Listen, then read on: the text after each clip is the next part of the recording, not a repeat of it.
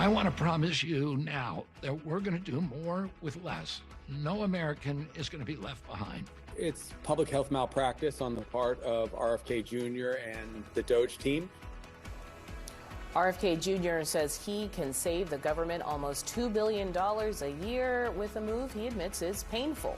Good morning, everyone. I'm Audie Cornish. I want to thank you for waking up with me here on CNN this morning. It's 1/2 the hour, and here's what's happening right now. Rescue efforts underway across Southeast Asia following a major earthquake. Multiple deaths have now been confirmed. Many people are still missing, including an untold number who may be trapped under collapsed buildings. Some of the 10,000 workers being laid off at Health and Human Services could start learning their fates as soon as today. Secretary Robert F. Kennedy Jr. says the layoffs are painful but needed. Democrats warn it could mean cuts to Medicare, Medicaid, and other health programs.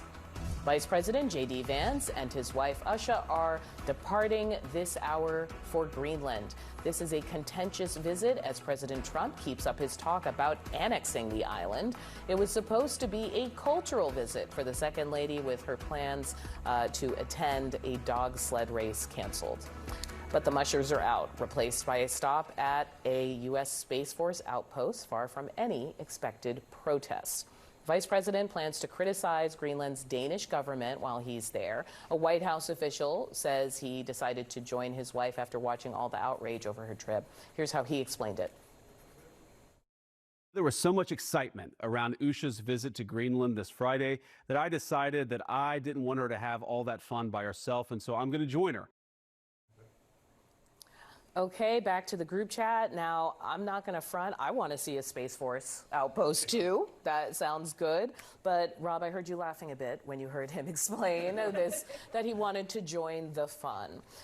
So is this a person who needs to get out of town because of the Signal chat foobar, or is this going over there to do his tough talk with our friends and allies? What are you looking at? Sure. Well, Donald Trump has talked about Greenland now for months, so I don't think this has just popped up out of the blue. I think it's clearly a strategic interest of his because he's worried about the influence of Russia and China in that region, particularly for the shipping lanes in the Arctic, but also for the minerals and the natural resources in Greenland. He does not want those adversaries to necessarily take advantage of Greenland at the expense of the United States. All those things sound good. But Greenland has a government.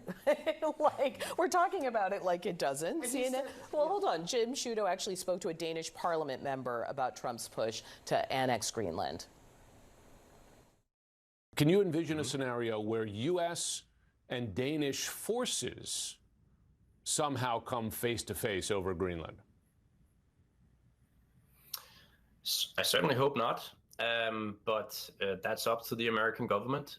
We're not going to back down. We're not going to hand over Greenland, regardless of what type of pressure is applied to us. Okay, Sungmin and Rob, you can jump in here, but how far is the administration willing to go? How far would the American people be willing to go? Because I wasn't talking about Greenland before this. Right. I mean, it's a fairly aggressive trip that we're seeing from the vice president today. And it's unfortunate for the Second Lady. I mean, if I were the Second Lady, I'd be kind of annoyed because I also want to see a dog sled race. But the fact that, it's not these kind of fun, frou-frou cultural trips that a lot of presidential spouses do. I mean, but these trips are always diplomatic. Right. Diplomatic, very choreographed. Yeah.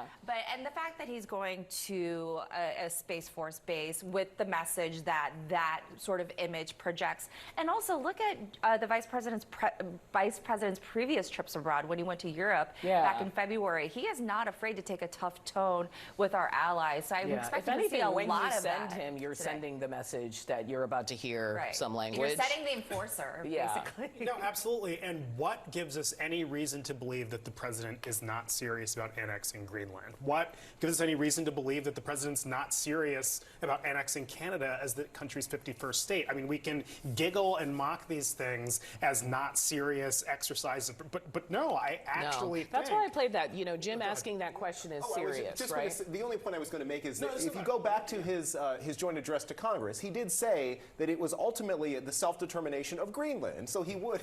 You may not believe him, Elliot. No, I don't. But so we've now we've now reached the imperial era of America. I mean, literally, this is what we're talking about here when we are speaking about our allies in the manner of, well, I don't know, man. It's up to them if they want their own independence. This is foolish, and we're talking about moving into other countries. We're going to come back to this. I'm glad you guys were fired up, though. This is very, very informative.